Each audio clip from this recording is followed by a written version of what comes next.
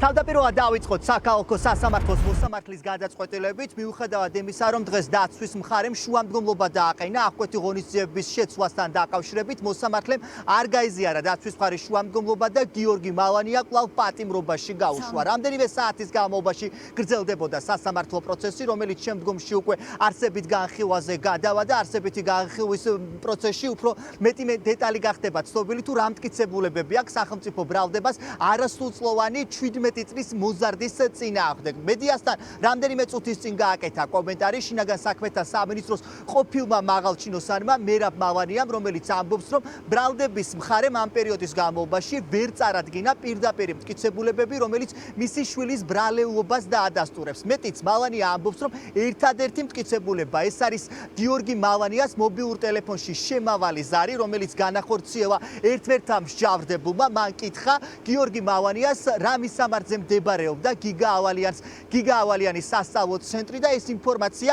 გიორგი მალანია მიაწოდა ერთ-ერთ მსჯავრდებულს, თუმცა მისი მამა ყოფილი მაღალჩინოსანი ამბობს, რომ მის შვილს არ ქონდა არანაირი სახის ინფორმაცია წინასწარ, რომ გიგა ავალიანზე თავდასხმას გეგმავდნენ.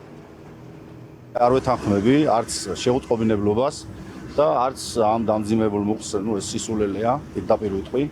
არანაირი მტკიცებულებები, როგორც აღმოჩნდა, არ აქვს გამოძიებას, მაგრამ რაც შეეხება დაკავებას ჩემი შვილის, ეს არის სრული უკანონობა. მოხდა დაკავება ჩემი შვილის. გავლენაზე მინდა გითხრათ რა. რა გავლენაზეა საუბარი? ჩემი შვილი ისე დაიჭირეს, კაციშვილმა არც დამირეკა მე, რომ ჩემი შვილის დაკავებას აპირებდა. ისე ჩაისვა პოლიციელმა და მანქანაში, რომ არც უთქვია, რომ პოლიციელი იყო და სათევზაოდ მიდიოდა ბავშვი და გაქცევას აპირებდა, ანკესი ედო პატარა ზურგჩანთაში.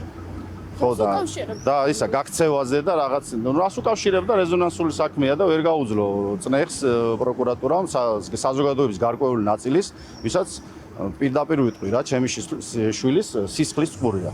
ბატონო მერაბ, არც ერთ მსჯავრდებულს არ იცნობდა თქვენი შვილი? არავის არ იცნობდა, თვალით არ უნახია არც ერთი. ერთადერთი ვისთანაც ჰქონდა რამოდენიმე სატელეფონო ზარი, ცალმხრივი ხაზს გაუსმე მაგას, ცალმხრივი ზარი ჰქონდა გაბაშვილთან.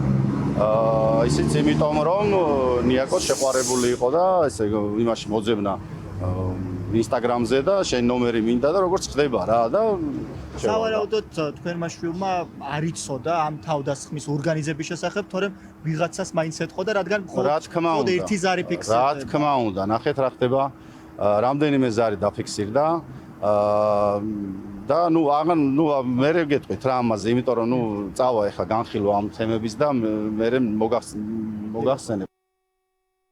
მალანიასგან განსხვავებით სახელმწიფო ბრალდება ამბობს, რომ საგამოძიებო მოქმედებების დროს ჩატარებული მტკიცებულებები არის საკმარისი იმისა, რომ სახელმწიფო ბრალდების შუამდგომლობა მოსამართლემ გაიზიაროს და არასრულწლოვანი პატიმრობაში გაუშვა. საქმის პროკურორი ამტკიცებს, რომ მათ აქვთ ყველა მტკიცებულება, რომელიც არასრულწლოვნის ბრალეულობას დაადასტურებს.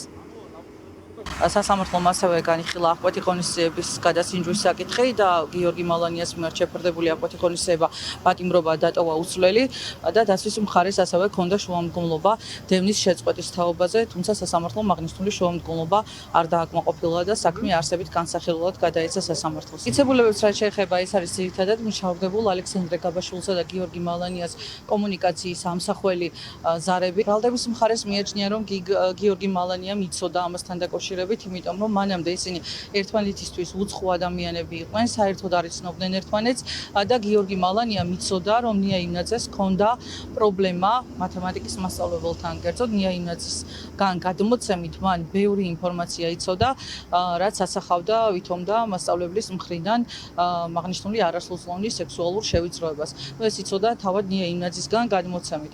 შესაბამისად, მას შემდეგ რაც გაიგო, რომ უკვე ნია იმნაძის შეყვარებული ალექსანდრე გაბაშვილი ცდილობდა გიგა ავალიანის მისამართლის გაგებას და კონკრეტული ინფორმაციის ადასტურებას, მას ბუნებრივია უნდა ცოდნოდა თუ რის გამო გაუჩნდა ალექსანდრე გაბაშვილს გიგა ავალიანის ინტერესი. სხვა შემთხვევაში მათ არანაირი გადაკვეთა ერთმანეთთან გარდა ნია იმნაძის ფაქტორისა არ ქონიათ.